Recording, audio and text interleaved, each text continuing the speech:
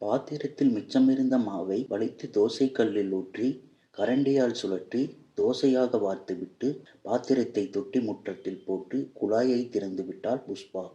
மாவு காய்ந்து அடையடையாக போகாமல் இருக்க பாத்திரத்தை ஒரு முறை குழப்பி தண்ணீர் விட்டு ஊற வைத்தாள்.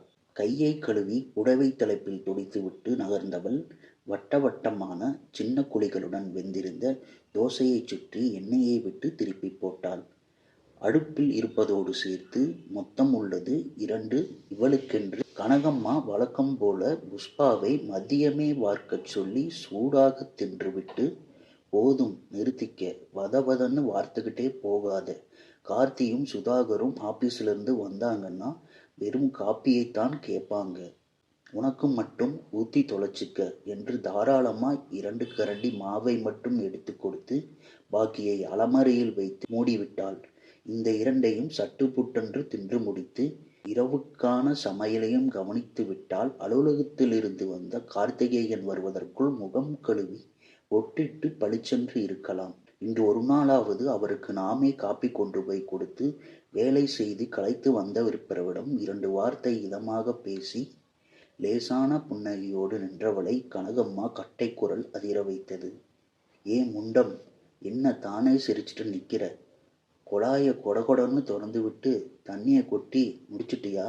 மூதேவி, இப்படி தண்ணியை ஓட விட்டா குடும்பம் உருப்படுமா?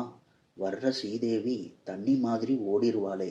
இடுப்பை ஆட்டிக்கொண்டு சமையலறைக்குள் நுழைய முடியாமல் நுழைந்தவள் குழாயடியில் கிடந்த மாவு பாத்திரத்தை பார்த்து கண்களை விரித்தாள். வாயில் கையை வைத்து கொண்டாள். அம்மா, இத்தனை மாவா மிச்சம் இருக்காடி?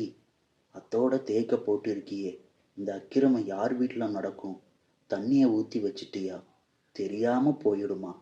புருஷன்காரனுக்கும் 2 பஸ்ஸு பிடிச்சி வேலைக்கு போயிட்டு உழைச்சி வந்து கொட்டுனா இப்படி வாரி விட சொல்லுதா? அடுக்குமாடி இது? குடும்பத்துக்காகுமாடி இது? ஐயோ! பார்வையை திருப்பி புஷ்பா தட்டில் வைத்திருந்த பலகாரத்தின் மீது ஒட்டியவள் மறுபடியும் வலது கையை வாயால் மூடி, ஐயோ ஐயோ, என்னடி இது? இப்படி அடுக்கி வச்சு தீனி தின்னா கட்டுப்படி ஆகுமா? அது என்னடிமா அது? அப்பேற்பட்ட வயிறு மனுஷ ஜென்மமா இல்ல மரத்துல செஞ்ச குதிரா என்றதும் புஷ்பா கூனி குறுகி போனாள். யாருக்கும் தெரியாமல் திருட்டுத்தனமாக எடுத்து தட்டு தட்டாக தின்று விடுகிற மாதிரி மாமியார் போட்ட கூச்சலில் அருவருப்பான உணர்வு உடம்பு முழுவதும் பரவியது. கல்யாணமான இந்த 13 வருடங்களில் தினமும் 100 தடவையாவது கேட்டுக்கொண்டிருக்கும் பேச்சுக்கள் தான் இவை. என்றாலும் ஒவ்வொரு முறையும்